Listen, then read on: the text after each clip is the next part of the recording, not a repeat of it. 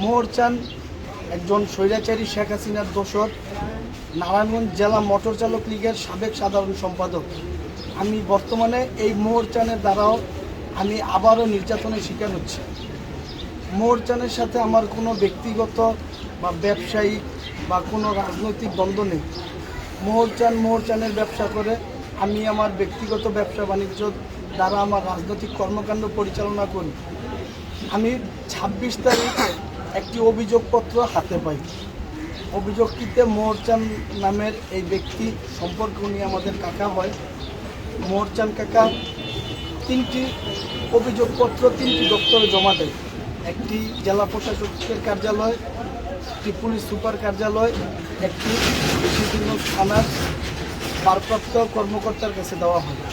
যখন আমি এই বিষয়টাতে অবগত হই, ওনার সাথে গিয়ে দেখা করি ওনার ছোটো ভাইকে সাথে নিয়ে, তখন তিনি বলে যে ওনার সাথে আমার কোনো দ্বন্দ্ব নাই, কোনো বিরোধ নাই, কোনো ফাসাদ নাই। আমি ওনার থেকে ২ টাকা চাঁদাও দাবি করি নাই। তো উনি রাগে, আমি যাদের সাথে চলাফেরা করি, একসাথে রাজনীতি করি, ওনাদের সাথে রাগ অভিমানে উনি আমার নামটা দেয়। তারপর উনি নিজে অনুতপ্ত হয়ে এই অভিযোগগুলো নিজে গিয়ে ৩টা দপ্তরে গিয়ে তিনি অভিযোগগুলো প্রত্যাহার করেন। গত ২ দিন আগে সেন্টু ভাইয়ের সাথে ওনার ছোটো ভাইয়ের একটি রাস্তার মধ্যে বাকবিতণ্ড হয়।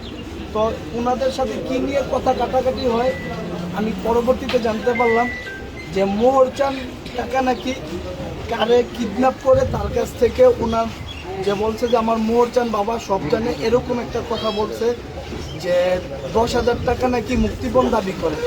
তো এটা নিয়ে সেন্টু ভাইয়ের সাথে আর মোহর চান কাকার ছোটো ভাই মুক্তার কাকার সাথে দ্বন্দ্ব হয়।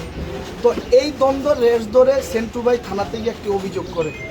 অভিযোগ করার পরের দিন এই মোহর চান কাকা যিনি আমাদের এই অভিযোগগুলো প্রত্যাহার করছে, ৩টা অভিযোগ, এই মোহর চান কাকাই আবার একটি নাটকের অভিনয় উনি উপস্থাপন করেন। সেখানে তিনি উপস্থাপন করে যে ওনার ছেলেকে নাকি কিডন্যাপ করা হয়েছে। কেউ কি জানলো না ওনার ছেলে কিডন্যাপ হলো? উনি কার ইন্ধনে, কাদের এই আপনার ছত্রছায়ায়, যে কাদের প্রেস রিলিজের মাধ্যমে উনি এই কাজগুলো করতেছে, আমি এইগুলার সুষ্ঠু তদন্ত চাই। এই ছাত্রদল করার জন্য আমি ২০১৪ সাল থেকে নির্যাতন শিকার হইতেছি। ২০১৮ সালে বিএনপি নির্বাচনে যাওয়ার পরেও আমার বাসায় পুলিশ যায়। আমি আমার বাবাকে নিয়ে আমার চাচাতো ভাইয়ের শ্বশুর বাড়িতে গিয়ে পালিয়ে থাকি। নির্বাচন শেষ হওয়ার পরে আমি বাসায় আসি। আমি ষড়যন্ত্রের শিকার।